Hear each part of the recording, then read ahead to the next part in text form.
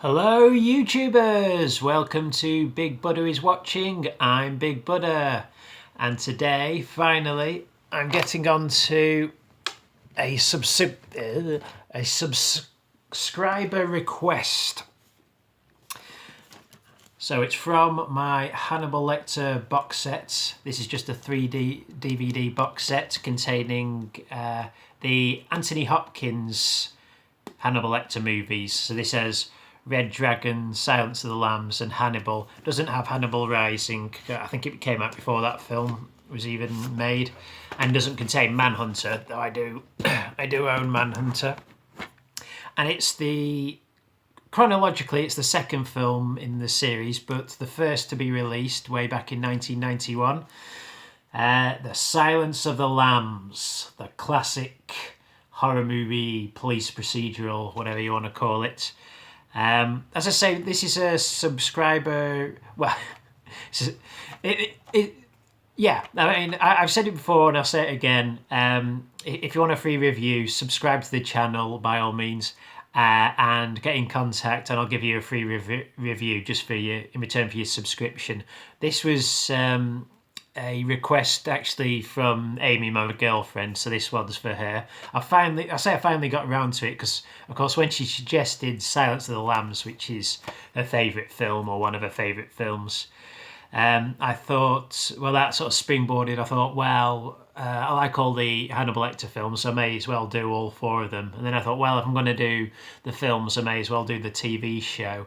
And then I thought, well, I mean, as much as I like the films, I really enjoy the novels as well, perhaps more so than the films. So from that springboarded me into doing 8 videos altogether. This being the 6th, I've still got the Hannibal novel and movie to do. So, so today it's Silence of the Lambs. Finally, we're here. Finally, this is the reason for this little marathon of videos. And what to say on the film? Everyone's seen Silence of the Lambs. Everyone knows Hannibal Lecter. It's considered a classic. I first saw the film probably a year after it had been out. I watched it. When it would have first been on Sky Movies. We didn't have Sky Movies, but a friend at school recorded it for me. Funnily enough, I sat down and I watched this film with my mum and dad and my brother, which was unusual. But we weren't the sort of family to sort of avidly watch every new film that came out, and we just, well, my mum and dad just weren't, I don't think, that savvy when it came to keeping their finger on the pulse of what the new hot movie was. So that wasn't like an unusual occurrence for us to sit down and watch the latest movie. We didn't have Sky Movies. But a friend of my dad's had actually recommended it. He'd said, "Oh, you've got to watch this film. It's a brilliant film, and there's a brilliant central performance at the heart of this film from this guy called Anthony Hopkins. You've got to watch it. He's so sinister and terrifying. It's like no performance I've ever seen in a film before." And he was absolutely right. And the film, although being good, it's quite a tough sit in many ways. It's it's horror, but it's, for me at least, it's the worst sort of horror. It's the horror that feels genuine. It's from a real place. Yes, there's grisly scenes and scenes of violence and gore, but the horror in this is really the horror that gets under your skin. And it's the sort of film that after you've seen it for the first time, it sticks there in the psyche. It's there with you for weeks afterwards, years afterwards, if you ask me. So we sat down and we watched it together as a family. Not a family movie at all, but I think I'd have been 12 at the time. I think my brother would have been 10. So I think maybe it was a bit too much for him at 10. he certainly he insists today that he still has a phobia of moths, which stems entirely from watching this film at an impressionable age. But I think we were all savvy enough to realise that yes, this is an important work of cinema and a piece of art in its own right. And yes, Anthony Hopkins is one of the most terrifying screen villains or movie monsters, whatever you want to call Hannibal Lecter. He's such a complex character. He isn't technically the villain. He is more the mentor figure in this, really, than the villain.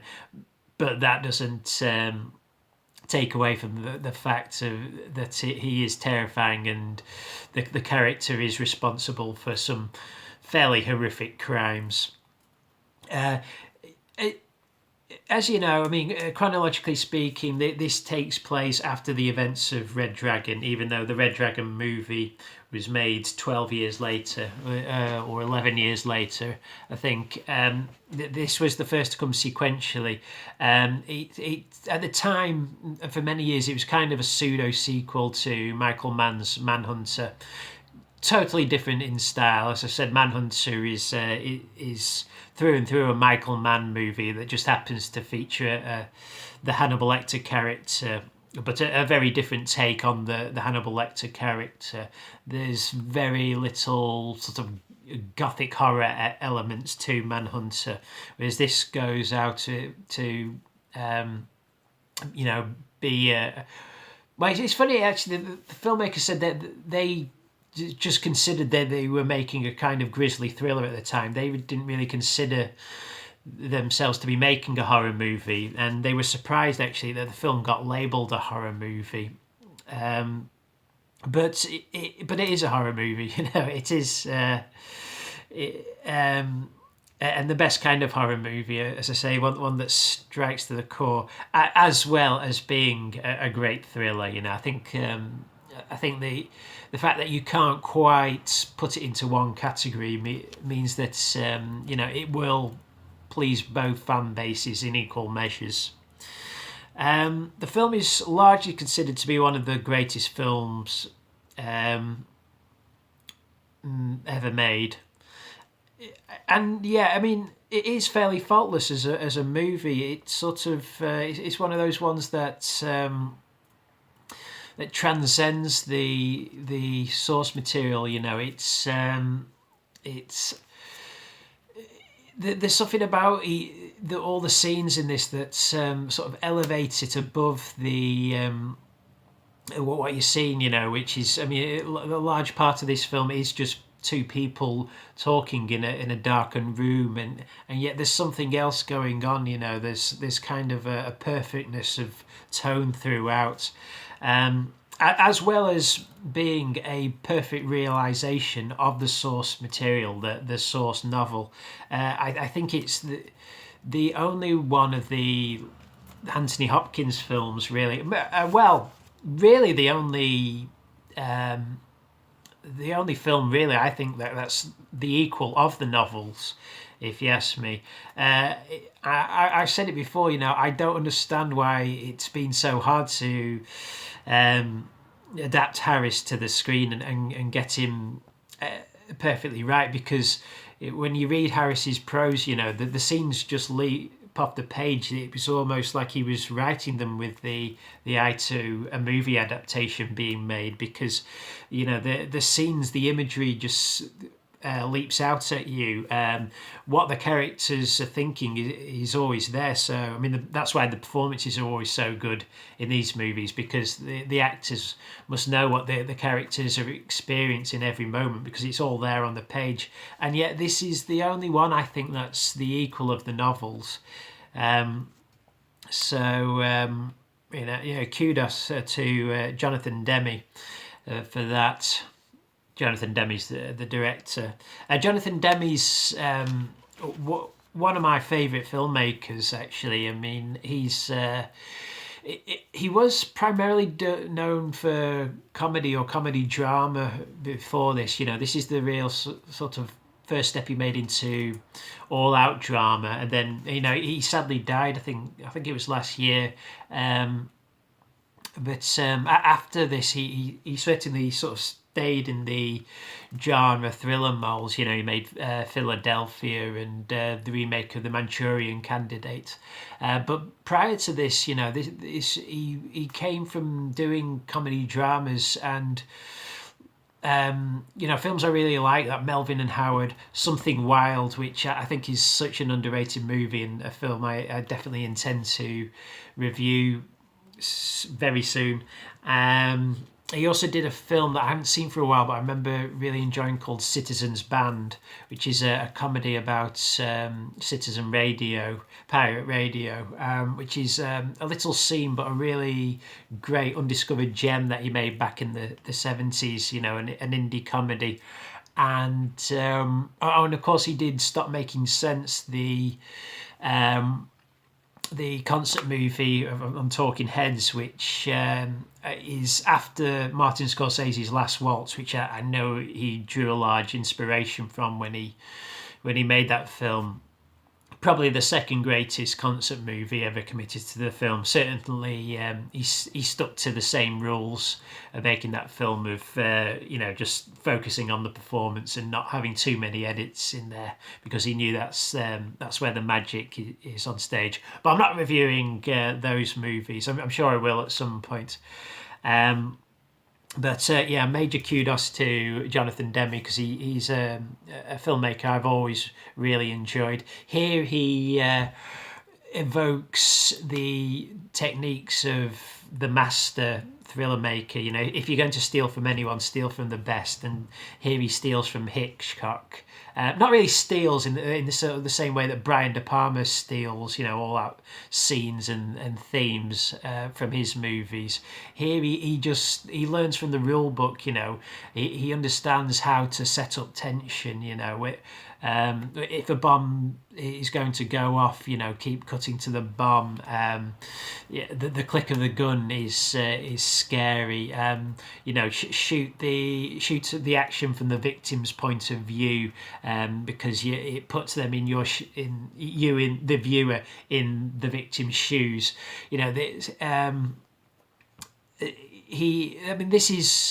This is a Hitchcock thriller through and through, really. It's definitely the sort of film that Hitchcock would have made if he was still alive in 1991. And it's kind of, the greatest film that Hitchcock didn't make. The material would have been right up Hitchcock Street.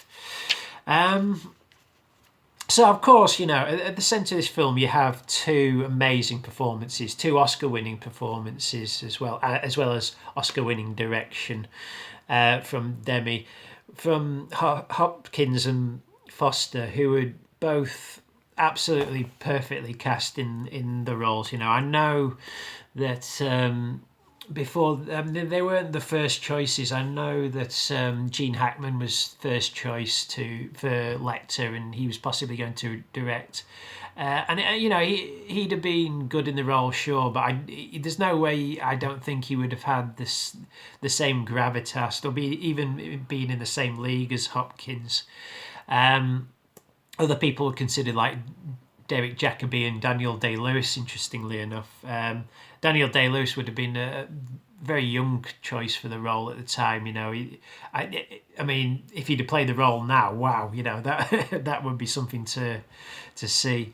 And there was somebody else. Oh, hang on, spare me a second. There was somebody else who I thought was an interesting choice. Budget. The film was made on a budget of 20 million and made 270, so it was a big sleeper hit at the time. Sean Connery. Yes, Sean Connery could have been Hannibal Lecter, but he turned down the role, as a lot of them did, because the subject matter put them off. As I said in the book review, this is very grisly subject matter, and it was a real shock to the system back in back in 1991. But yeah, I mean, Hopkins, hands down his best performance. Hands down his best performance in the role as well. He in the subsequent sequel and prequel that he did, a decade later, it was almost as if he, in those films, he kind of lapsed a little into self-parody. It was almost like an impression that he was doing of himself. Here, when you look into Hopkins' eyes and his full profile, and this is largely down to the lighting that he has behind him, and Jonathan Demme's propensity to not shoot scenes in the conventional way. He doesn't go for the sideways side in conversations. He has characters stare directly into the camera. Where am I? And then cut to reverse and have characters stare straight back into the camera, which is a little disorientating, but it does. I mean, it paid dividends for Hopkins' performance, because when you have those eyes staring back at you from the screen, it's terrifying and hypnotic. So yeah, I mean, obviously he's mesmerising in the role. Foster as well is, she was second choice after Michelle Pfeiffer, who again turned it down because of the subject matter. But Michelle Pfeiffer had worked with Demme on Married to the Mob, which was his previous film.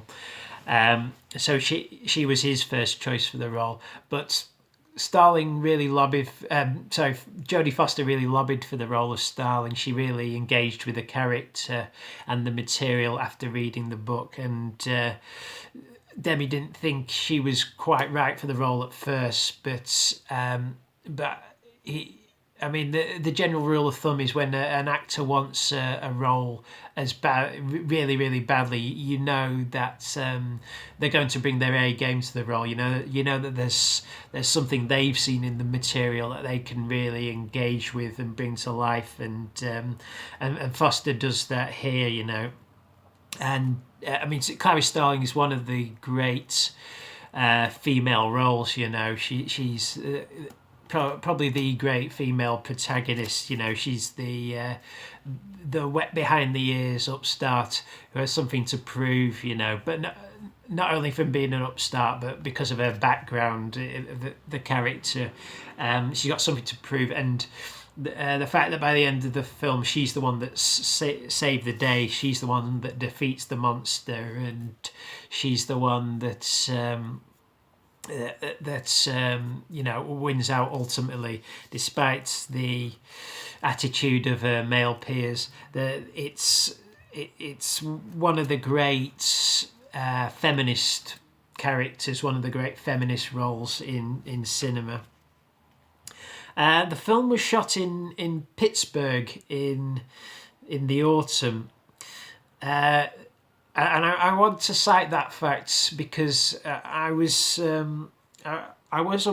didn't realise this when I did my Red Dragon review, and I was a little confused in that why the other films failed to capture the same realistic feeling aesthetic of the other film that this film does.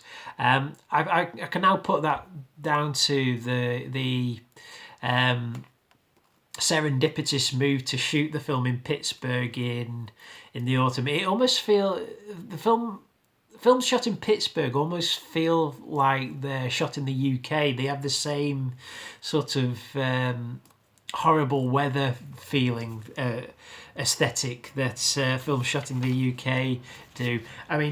Pittsburgh is where George A. Romero, who has a cameo in Lambs, shot most of his films. And those films, part of the horror comes from the location.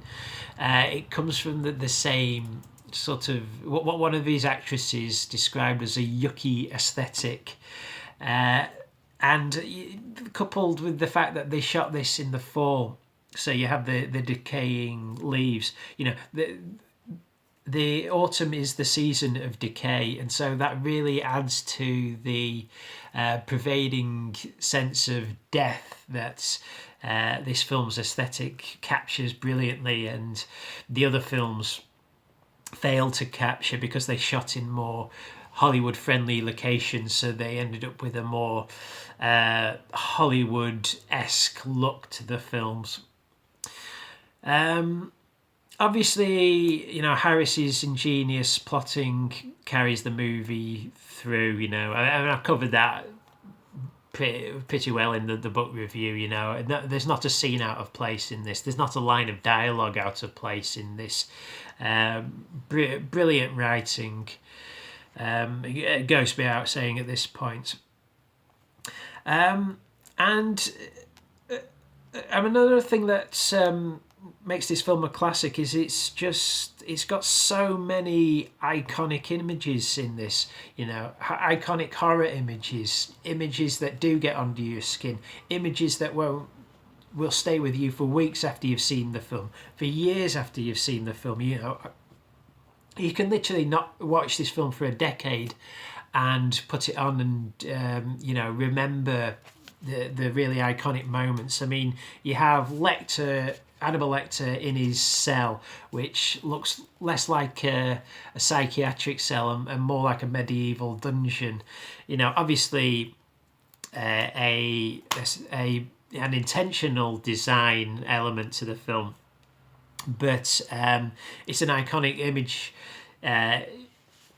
Hopkins standing there in his boy's suit. I will never forget the point of view shot of Starling walking down the corridor when I first saw it for the first time, and expecting to see Hopkins just there sitting. The character's built up in the first 10 minutes of the film, and you're going to see the monster, you're going to see the boogeyman. But when you get there, you don't quite know what to expect, and I know, you never expect the first time for him just to be standing there very calmly like the perfect English gentleman. You expect something that much more akin to Red Dragon or Manhunter, where he's lying on the bed maybe, or sitting in a chair. Lecturing, as I said, lecturing close up is another iconic image as he's psychoanalyzing Starling with the white light glowing behind him, just staring directly into camera with those mesmerizing eyes. The moth down the throat scene, that's as I said, it's something that's stuck with my brother to this day. Little Buddha. Just little things like the Vaseline on the top of Starling's lips when they're doing the autopsy scene. It's like these little icky, realistic, slightly moist elements to the film. It's a very moist film. I should mention as well the villain of the film, Buffalo Bill, who's almost as iconic as Lecter himself. Any bloke who says they've never who said they've watched this film and never done the dick and balls cupping dance in it to themselves when they're on their own or to amuse their partners is a liar. That's the that again, another iconic image of Buffalo Bill, where he turns himself into a woman. He steps back, and for a minute you think, you think it's a full frontal naked shot, a shock to the system when you're 12, and then you remember, oh no, wait, the guy's a man. What's he doing? And then you realise he's doing the old, which is actually from the book. He's tucked his dick and balls behind him, and he's wearing a wig made out of a human scalp, and it's about a character who wants to become a woman. One of the accusations that was lobbied at this film is that there was accusations of homophobia levelled at it, and the filmmakers have been adamant that the character of Buffalo Bill isn't gay, even though he does. I mean, he does have some effeminate qualities. He has a little dog a little poodle who he calls Precious, but they're adamant that he isn't a homicidal maniac, and it's explicit. Sorry, he isn't gay, and it is explicitly stated in the film that he's not a real transgender person. He's just someone who wants to escape into himself, and the best way he can find to do this is to become a woman. I'm going to get onto the homophobic accusations more when I get onto Hannibal, because I think there is some more sort of slightly suspect characterizations and depictions of evil characters in that maybe need to be discussed. So I will address that issue more when I talk about Hannibal. Buffalo Bill's voice, is something that's I've always found haunting, and something that's stuck with me for years. His deep, almost baritone voice, very, very frightening, and kind of the reverse of what you'd expect for a character who sees himself as a transgender person, but we're kind of a stroke of genius to go that route. First, for use of night vision goggles in a film, they're kind of 10 a penny now, but that night you forget. But I remember at the time, night vision goggles were state of the art technology, and having scenes where the stroke of genius of having the scene where, in the end, where Starling takes down Buffalo Bill. Sorry, spoiler. But having it played out in the dark, but you can, but it's all done from Bill's point of view, so you can see everything he's seeing, and what he sees is somebody floundering in the dark. So you have this double layer of terror of the monster can see his intended victim, who's also our hero at this point, and that she can't see the villain, and she's in a relatable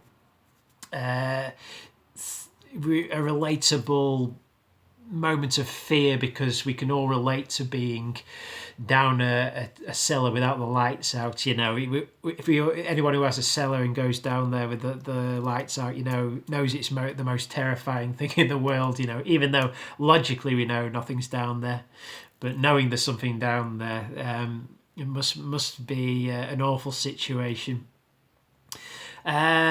The editing there's a bait and switch scene towards the end where you think that Scott Glenn's Jack Crawford and his team are about to invade the home of Buffalo Bill, and then there's a kind of a bait and switch scene where it cuts from them ringing the doorbell ringing in Buffalo Bill's house, them storming the place, finding the place deserted, and then cutting straight back to Buffalo Bill's. He opens the door and it's Starling outside, Jodie Foster, and that was a genius stroke, to have that jolt to the audience and the sinking feeling. It's like, oh no, we didn't think it was going to happen, but it is going to happen.